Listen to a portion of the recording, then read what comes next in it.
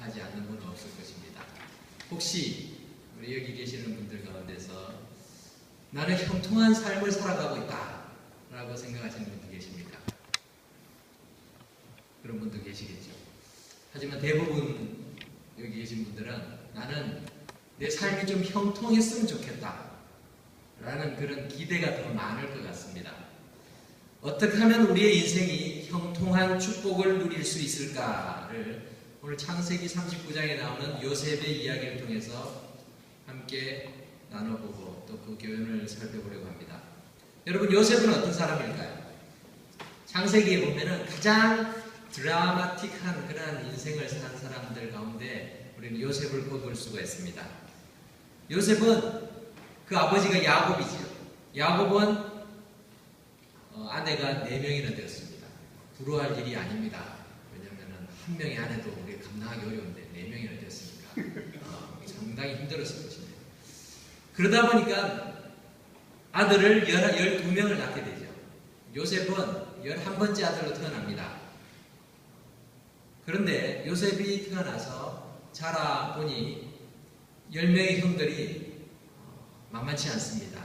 어머니도 다르고 하게 됐지만 자기는 유일하게, 그 당시에는 유일하게 야곱이 가장 사랑했던 라헬이라는 부인을 통해서 태어난 아들이라 야곱이 정말 너무나 사랑했어요. 요셉을 아껴주고 요셉에게만 채색옷을 입히고 그만큼 이렇게 편애를 했습니다. 형들이 요셉을 싫어하죠. 보기 싫어했습니다. 결국에는 어떻게 됐습니까? 이 10명의 형들이 작당을 해서 요셉을 죽이려고 하다가 죽이기는 좀 뭐하고 하니까 팔아버렸습니다. 그래서 요셉은 이 청소년 시기에 팔려갔어요. 팔려서 노예로 이 이집트 땅을 가게 됩니다. 오늘 본문에 보면은 요셉이 애굽에 내려가서 시위대장 보디발이라는 사람의 집에 노예로 달려가는 그런 장면이 나오고 있습니다. 요셉은 꿈을 잘 꾸고 꿈을 잘 해석하는 능력을 하나님이 주셨어요. 그렇지만 그 꿈이 어떻게 이루어질지에 대해서는 그 자신도 잘 알지 못했습니다. 하지만 그의 요셉의 삶을 보면은 아주 중요한 특징들이 있습니다. 왜냐하면 요셉의 삶이 형통한 삶이었다라고 성경은 기록하고 있기 때문에 그렇습니다. 그래서 요셉을 통해서 형통한 인생을 어떻게 하면 살 수 있을까? 우리는 그 비결을 볼 수 있는 것 같습니다. 형통한 인생을 위해서는 첫 번째로 가장 중요한 키포인트는 하나님께서 함께 하셔야 된다는 것입니다. 하나님께서 함께 하시는 그런 인생을 여러분들이 사모할 때에 형통한 인생이 될 수 있습니다. 요셉은 자신의 의지와 상관없이 형들에 의해서 이스마엘의 후예들인 상인들에게 팔려갔고 어떤 집에 종으로 살게 되었습니다. 39장 1절을 보면 요셉의 운명은 다른 사람들에 의해서 결정되고 있는 것 같습니다. 우리 1절 말씀을 같이 한번 읽어볼까요? 시작. 요셉이 이끌려 애굽에 내려가매 바로의 신하 친위대장 애굽 사람 보디발이 그를 그리로 데려간 이스라엘 사람의 손에서 요셉을 사니라. 자, 이 모든 과정 속에서 요셉이 스스로 결정할 수 있는 것이 아무것도 없습니다. 자기는 자기가 원해서 이 이스마엘 사람들에게 팔려간 것도 아니고 자기가 원해서 애굽으로 간 것도 아닙니다. 그리고 애굽에 있는 보디발이라는 친위대장의 집에 종으로 팔려간 것도 자기의 의지와는 전혀 상관없이 이루어지고 있습니다. 자기가 무엇을 할 수 있는 것이 아무것도 없다는 것입니다. 어느 것도 자신이 선택하고 결정할 수 있는 것이 아닌데도 모든 것이 운명적으로 그냥 받아들여야만 하는 그런 환경인 것처럼 보입니다. 하지만 요셉의 삶에는 남다른 점이 있었습니다. 그것은 바로 하나님께서 요셉과 함께 하셨다는 것입니다. 우리는 때때로 하나님께서 우리와 함께 하시면 우리의 모든 상황들이 아주 좋은 결과를 나타낼 거라고 기대합니다. 그 좋은 결과라는 기준이 어디에 있는가 하면 세상적인 기준에서 좋은 결과를 나타내야 된다라고 생각합니다. 그래서 내게 어려움이 생기면 하나님이 나와 함께 하시지 않아서 어려움이 생겼다. 그렇게 생각하기가 쉽다는 것이죠. 근데 오늘 말씀은 어떻습니까? 우리 2절 말씀을 같이 한번 읽어보겠습니다. 2절 시작. 여호와께서 요셉과 함께 하심으로 그가 형통한 자가 되어 그의 주인 애굽 사람의 집에 있으니. 네. 하나님께서 요셉과 함께 하심으로 요셉이 형통한 자가 되었답니다. 형통한 자가 되었으면 그가 노예 생활을 청산하고 자유인이 되어서 이렇게 나가든지 아니면은 또 갑자기 출세를 해서 그렇게 돼야 되지 않겠습니까? 근데 그 애굽 사람의 집에 그냥 있는 거예요. 그런데 성경은 그가 형통한 자가 되어 라고 이야기하고 있습니다. 그 형통하게 된 것이 그 기준이 어디에 있는가 하면은 하나님이 함께 하시니까 형통한다는 것이죠. 자기가 노예에게서 풀려나서 자유함을 얻었으니까 형통한 것이 아니라 하나님께서 그와 함께 하시니까 그가 형통하다는 것입니다. 형통함의 기준은 내 사업이 잘 되고 내가 학교에서 아주 좋은 성적을 가지고 졸업을 하고 좋은 직장을 잡고 또 좋은 그런 가정을 꾸리는 것, 이것이 형통함의 기준이 아니라는 것입니다. 형통한 결과가 그렇게 나타날 수는 있지만 형통함의 기준은 하나님과 함께 할 때, 하나님께서 우리와 함께 하실 때에 그것이 바로 형통함이라는 것입니다.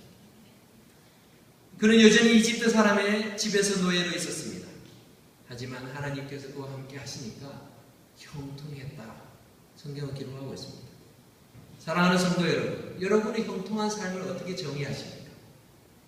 저 사람이 참 형통한 삶을 살아가네 라고 말할 때 우리의 기준도 역시 세상적인 기준으로 어떤 차를 몰고 있느냐, 얼마나 비싼 집에서 살고 있느냐, 아니면 얼마나 좋은 직장을 다니고 있느냐, 얼마나 좋은 학교를 나왔고 또 얼마나 부유한 삶을 살아가고 있느냐, 그것을 가지고 결정하고 있지는 않습니까?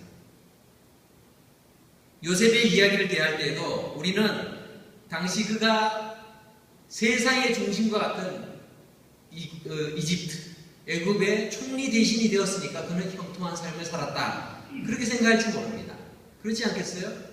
노예로 팔려갔던 외국인으로서는 누릴 수 없는 그 높은 지위, 총리 대신이 되었으니 얼마나 형통한 삶입니까?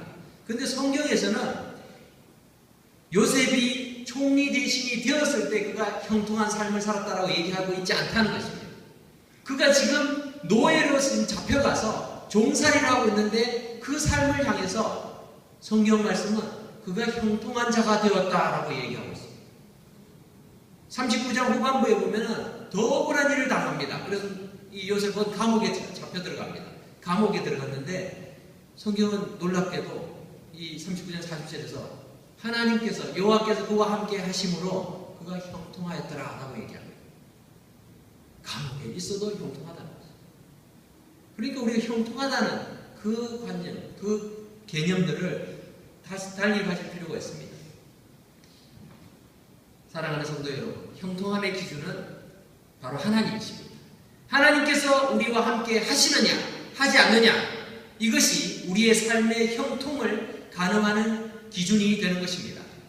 그렇다면 우리가 어떻게 하나님과 함께 할 수 있을까요?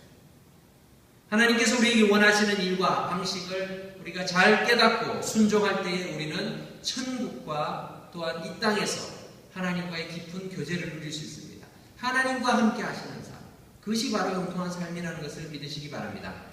그런 의미에서 우리가 주일마다 시간을 정해서 예배를 드리고 교회에 나와서 말씀을 묵상하고 또 직장에서 가정에서 개인적으로 주님을 만나는 그 시간들이 참 중요하다는 것입니다. 왜냐하면 그 삶이 바로 우리를 형통케 하기 때문에 그렇습니다. 예배는 하나님과 함께하는 시간이자 하나님을 만나는 시간입니다. 말씀을 보고 또 기도를 드리는 그 순간들을 통해서 우리는 주님과 함께하는 것입니다. 하나님과 함께하기를 사모하시고 하나님 편에 언제나 가까이 설 수 있도록 예배와 말씀 그리고 기도의 삶을 놓치지 않는 저와 여러분 다 되시기를 바랍니다. 두 번째로 형통한 인생은 하나님과 함께하는 것을 보여주는 인생입니다. 하나님과 함께하는 것을 본래 하나님과 함께하는 것이 아니라 내가 하나님과 함께하는 그 삶을 보여주는 삶, 그 삶이 형통한 삶이라는 것입니다. 성경은 요셉이 하나님과 함께 했기 때문에 육신적으로는 노예의 신분이었지만 형통한 자가 되었다라고 기록할 뿐만 아니라 하나님께서 요셉과 함께 하심을 그의 주인인 보디발도 보았다라고 기록하고 있습니다. 우리 3절 말씀을 같이 읽겠습니다. 시작. 그의 주인이 여호와께서 그와 함께 하심을 보며 또 여호와께서 그의 범사에 형통하게 하심을 보았더라. 네. 자, 보디발은 이 애국 바로의 친위 대장입니다. 그리고 아주 상당한 권세를 가지고 있는 사람이죠. 그래서 이 요셉을 자기 집의 종으로 샀습니다. 그 정도는 큰 문제가 아니죠. 사서 자기가 이 사람의 이 생명을 좌지우지할 수 있는 그런 권한도 가지고 있는 그런 주인입니다. 요셉을 종으로 데리고 와서 자기 명령에 따라서 이런 일 저런 일을 시킬 수 있는 권한은 있었지만 요셉을 형통케 할 능력은 보디발에게 없었습니다. 오히려 하나님께서 함께 하시는 그 요셉을 통해서 보디발은 그의 집안의 모든 일이 형통케 되는 것을 보게 됩니다. 그래서 이 사람이 믿는 하나님, 여호와 하나님께서 이 사람을 형통케 하시는구나 라는 것을 보디발이 봅니다. 그러면서 요셉을 인정하기 시작합니다. 그리고 요셉에게 모든 일들을 맡기게 됩니다. 왜냐하면 이 사람이 하는 일들이 다 잘 되고 있거든요. 성실하게 할 뿐만 아니라 하나님께서 함께 하시니까 요셉이 하는 일마다 자기가 기대했던 그 이상의 결과들을 가지니까 주인의 입장에서는 많은 것을 맡기게 됩니다. 그래서 가정 총무로 삼고 모든 일들을, 음식 외에는 모든 일들을 다 맡깁니다. 이 애굽인들은 음식 문화가 다르고 또 음식 법도가 다르기 때문에 이방인인 요셉이 하는 일 그것에 관여를 못하게 하고 자기가 하는 그 방식대로 합니다. 하지만 그 나머지 모든 일들은 요셉에게 다 맡기게 되죠. 나중에 요셉이 보디발의 그 아내, 그 안주인이죠. 자기 주인 마님의 유혹을 거절하는 바람에 요셉은 모함을 당합니다. 그리고 주인인 보디발은 그 당시 법으로 따지자면은 자기 주인 마님을 겁탈하려고 했다라는 그 모함을 썼으면은 종은 그냥 그 자리에서 죽어야 됩니다. 사형죄에 해당됩니다. 그런데 보디발이 요셉을 처형하지 않아요. 처형하는 대신에 왕궁에 있는 옥에다가 요셉을 가두옵니다. 자기 부인이 저는 청년 요셉이 자기를 겁탈하려고 했다 이렇게 얘기를 하는 것을 무시할 수도 없고, 그러니까 요셉을 벌을 하게 해야 되는데 죽이진 않고 옥에다 집어넣습니다. 왜 그랬을까요? 그는 요셉의 정직함을 믿었을 뿐만 아니라 그의 하나님께서 요셉과 함께 한다는 것을 알고 있었기 때문에 요셉을 그렇게 함부로 대할 수가 없었던 것이죠. 그래서 사형에 처하는 대신에 감옥에 보낸 것입니다. 우리는 때때로 직장의 보스나 또는 그동안 공들여 친분을 쌓아온 우리 사회에 또는 우리 이웃에 주변에 있는 영향력 있는 재계의 인물들이 내 인생을 형통케 할 수 있다라고 생각하기가 쉽습니다. 그래서 내가 누구를 만나느냐에 따라서 내 인생이 풀리기도 하고 꼬이기도 한다, 그렇게 생각하기가 쉽습니다. 그러나 그것은 잘못된 생각입니다. 인생을 형통케 하는 것은 사람이 하는 일이 아니라 인생을 주관하시는 하나님께서 사람을 통해서, 환경을 통해서 역사하시는 것입니다.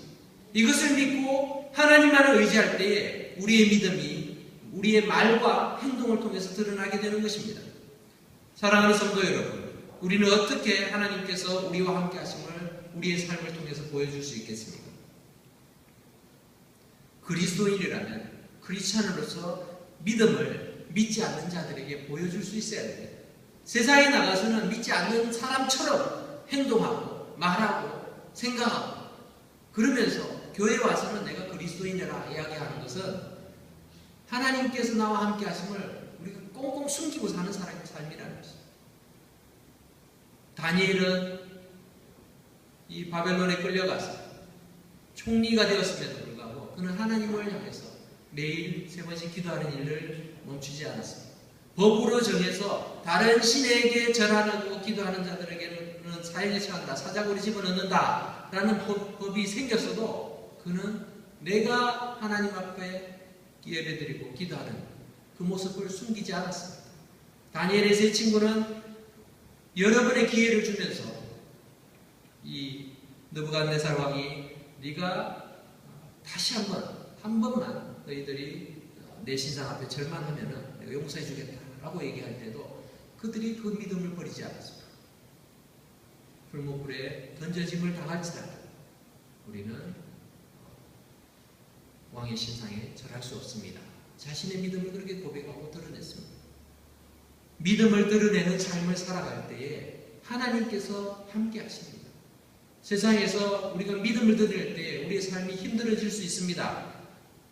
하지만 억울하고 어려운 상황 속에서 우리가 믿음으로 살아가는 그 모습이 그리스도인의 힘이고 능력인 것입니다. 예배를 통해서 또 억울할 때나 역경 가운데 반응하고 대처하는 그 믿음의 삶의 모습을 통해서 사람들은 우리를 통해 하나님을 보게 되는 것입니다. 믿음의 말과 행동에 일치된 그 모습을 통해서 하나님을 찾게 되고 또 하나님께 영광을 돌리게 됩니다. 그러므로 우리는 우리의 삶 속에서 예배의 삶을 살아야 됩니다. 예배를 교회에 와서 교회당에서만 예배를 드리는 것이 아닙니다. 세상 속에서도 우리는 예배의 삶을 살아가야 됩니다. 날마다 우리의 자녀들을 향해서 예배자로서 살아갈 필요가 있습니다. 하나님을 경외하는 모습들, 또 하나님을 신뢰하는 모습이 우리의 말과 행동을 통해서 드러날 때에 우리 가깝게는 우리의 자녀들, 우리의 가족들도 영향을 받게 됩니다. 우리의 이웃들이 영향을 받고 우리의 친구들이 영향을 받습니다. 여러분 주위에 세상에서 믿지 않는 사람들이, 믿지 않는 친구들이 많은데 내가 예수를 믿으면서도 그들에게 영향력이 없다면 우리 예수를 잘못 믿고 있는 것입니다. 예수 믿는 자는 세상을 향해서 영향을 끼치게 되어 있습니다. 기도를 하면서도 정작 본인은 그 기도가 이루어질 것을 믿지 않는다면 우리가 기도할 필요가 없겠죠. 불신자들 역시 기도하는 그리스도를 향해서 조롱할 것입니다. 자기도 믿지 않으면서 무슨 기도를 하겠다. 기도가 형식이 지나치게 될 것입니다. 예전에 이런 이야기를 접한 적이 있습니다. 어느 상가 건물에 교회가 들어섰습니다. 교회가 들어서서 열심히 개척교회 목사님 기도하고 열심히 노력하는데 그 상가 건물 1층에는 술집이 있었습니다. 밤마다 또 특히 주말 되면은 너무나 시끄러운 거예요. 술 마시고 소리 지르고 또 그 안에서 노래 부르고 하니까 참 방해가 많아요. 목사님이 기도를 열심히 했습니다. 하나님 어떻게 하시든 저 술집 망하게 해주십시오. 기도를 간절히 했습니다. 근데 술집에 불이 나가지고 술집이 망했어요. 잘된 일이죠. 그런데 문제는 그 술집 주인이 고소를 했습니다. 뭐라고 고소했냐면 저 목사가 망하라고 기도해가지고 우리 술집이 망했다. 변상했다. 법원에 썼습니다. 판사가 이렇게 들어보는데 목사님이 이렇게 얘기하는 거예요. 목사님이 뭐라고 얘기하는가요? 아니 제가 기도한다고 그렇게 됩니까? 기도해서 망해도 기도한다고 그렇게 됩니까? 근데 술집주는 목사님이 그렇게 기도해가지고 이거 망한 거 아니냐고. 판사의 결론이 뭔가요? 술집 주인은 믿음이 있는데 목사는 믿음이 없다. 우스갯소리일 수도 있지만 우리의 삶 속에서도 우리가 기도하고는 기대하지 않을 때가 많다는 것이죠. 그리고 기도한 대로 살아가지 않을 때가 많습니다. 그냥 기도를 그냥 형식적으로 하는 거고 그러고는 잊어버리고 내 마음대로, 내 생각대로, 내 의지대로 살아갈 때가 많다면 무엇이 다르겠습니까? 그리고 하나님의 의를 이루기 위해서 또 하나님의 나라가 이 땅에 도래하도록 우리가 간절히 기도하면서 우리의 교회가 그 일에 그 사명을 위해서 참 열심히 최선을 다하고 또 그 일을 감당하게 해달라고 우리가 간절히 기도한다면 그 기도대로 우리가 살아야 된다는 거죠. 기도는 그렇게 해놓고 하나님 알아서 책임지십시오 하고 나는 내 마음대로 산다면 기도할 필요가 없는 것이죠.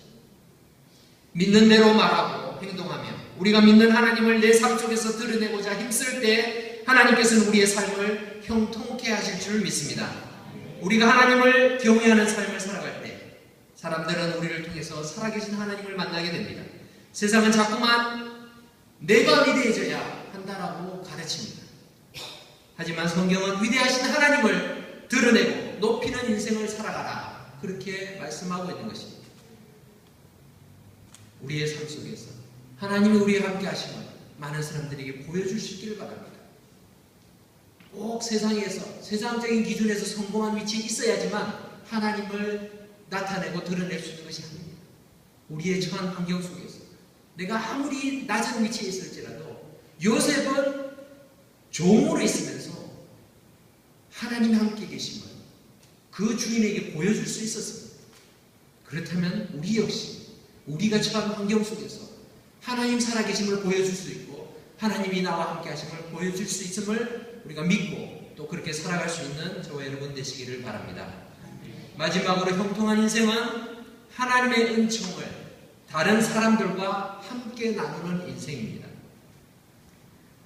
하나님께서 함께 하심으로 인해서 내가 형통한 삶을 누리고 있다고 다른 사람들에게 드러내고 또 자랑하는 것이 형통한 인생의 바라는 모습은 아닙니다. 나로 인해서 다른 사람들이 잘 되어야 합니다. 예수 믿는다면 내가 예수 믿는 걸로 인해서 다른 사람이 덕을 봐야 되죠. 득보고 또 도움을 얻어야 되고 도움을 줄 수 있어야 됩니다. 요셉이 하나님과 함께 하실 때에 하나님께서 그가 형통한 자가 되었다라고 해서 그를 종에서 이렇게 면천해주고 새로운 그런 신분을 해준 것이 아니죠. 오히려 득본 사람은 그 주인입니다. 요셉이 감옥에 들어갔을 때 하나님이 함께 하시니까 그 형통한 자가 되었는데 득을 본 사람은 간수장이 좋은 그런 신분권 생겨가지고 잘 부려먹는 거예요. 그러니까 요셉이 그 감옥에서 얼마나 일을 열심히 잘했든지 인정을 받아요. 주위 사람들이 득을 봅니다. 근데 내가 요셉이 하나님으로부터 복을 받았습니다, 형통한 삶을 삽니다 하는 그리스도인들이 주위 사람들을 착취하고 다른 사람들이 나 때문에 더 힘들어지고 있다면 그것은 형통한 삶이 아니겠죠. 하나님께서 함께 하심을 매 순간 인정하기에 어떤 상황에서도 최선을 다하게 되고 또 주위 사람의 인정을 받게 되는 그 삶이 바로 형통한 인생입니다. 우리 4절 5절 말씀을 한번 읽겠습니다.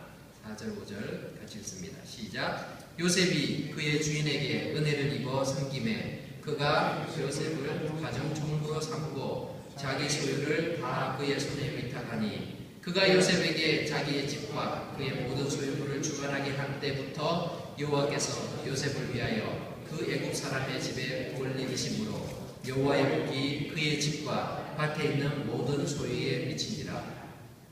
보디발이 복을 받았어요. 요셉 때문에. 그 모든 소유물이 늘어나고 자기 재산이 많아진다고 해서 그것이 요셉의 것이 아닙니다. 그런데 이 하나님을 경외하고 하나님이 함께 하신 이 요셉 때문에 요셉의 주인이 보디발이 복을 받았습니다. 우리가 예수 그리스도를 제대로 믿고 하나님께서 함께 하신다면 우리는 형통한 삶을 살아갈 수밖에 없는데 그 형통함이라는 것은 많은 사람들을 유익하게 하고 많은 사람에게 도움을 주는 삶입니다. 예수님 잘 믿는 여러분 덕분에 여러분의 직장이 잘 되어야 됩니다. 예수님 잘 믿는 여러분 때문에 여러분의 이웃이 잘 되어야 되고 여러분의 친구들이 잘 되어야 돼요. 예수님 믿는다는 이유로 처음에는 불이익이나 오해를 받을 수도 있지만 끝까지 하나님 말씀대로 살아가면 우리는 다른 사람을 유익하게 할 수밖에 없습니다. 그리스도인들은 사람들에게 환영을 받게 됩니다. 왜냐하면 이웃을 사랑하고 원수까지도 사랑하라 하신 주님 말씀을 따르는데 우리가 어떻게 다른 사람들에게 피해를 끼치고 손해를 입히겠습니까? 남을 유익하게 하는 삶을 살아가게 된다는 것입니다. 형통한 인생이란 자기 혼자 잘 먹고 잘 지내는 것이 아니라 하나님께서 베푸신 축복의 은혜의 그 강물을 다른 사람들에게까지 흘려보내는 삶을 말합니다. 예수님 믿지 않는 사람도 자기 이름을 위해서 아니면 자기 후세를 위해서 구제나 자선사업을 많이 하고 있습니다. 하나님 안에서 형통한 사람들은 그 이상이 되어야 된다는 것입니다.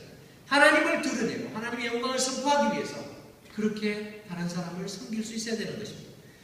우리가 교회에 와서 드리는 11조와 주일헌금, 감사헌금, 구제헌금 또는 성경헌금들 이 모든 것이 우리 하나님 앞에 감사하는 마음으로 봉헌하는 것이지만 이 헌금들을 통해서 또 교회는 그리스도의 사랑과 또 하나님의 그 말씀을 세상을 향해서 선포하는 일에 사용하게 되는 것입니다. 다른 사람들을 위해서 기도해야 됩니다. 여러분, 주위에 있는 믿지 않는 사람들을 위해서, 친구들을 위해서, 동료들을 위해서 기도하십시오.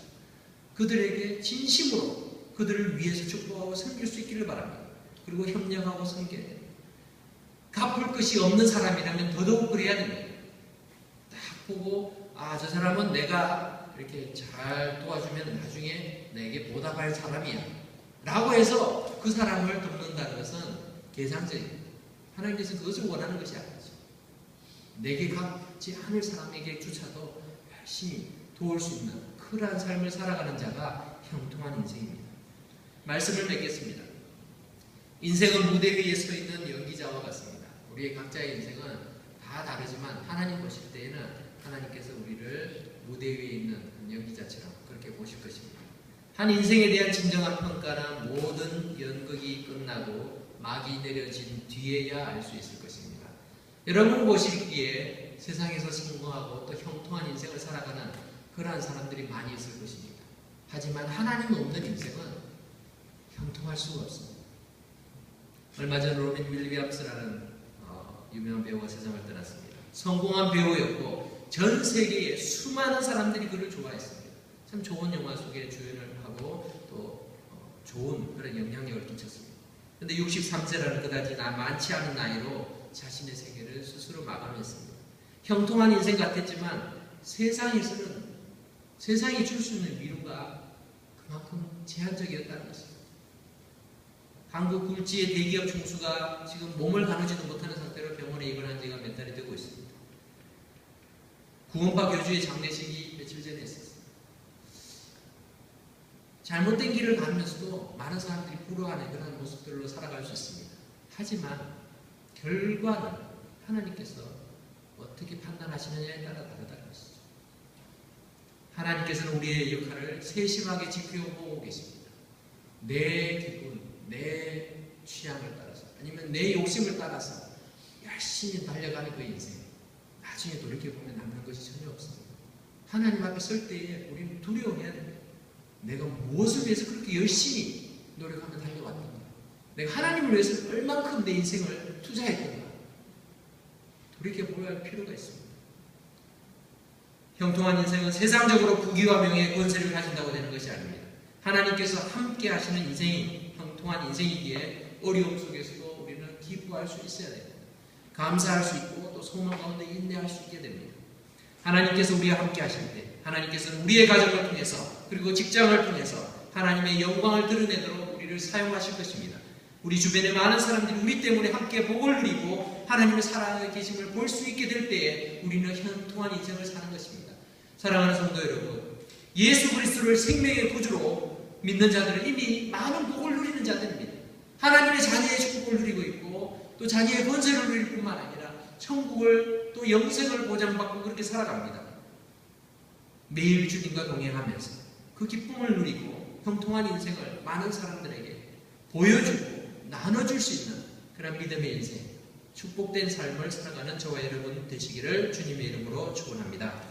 기도하겠습니다. 고마우신 하나님, 은혜를 감사합니다.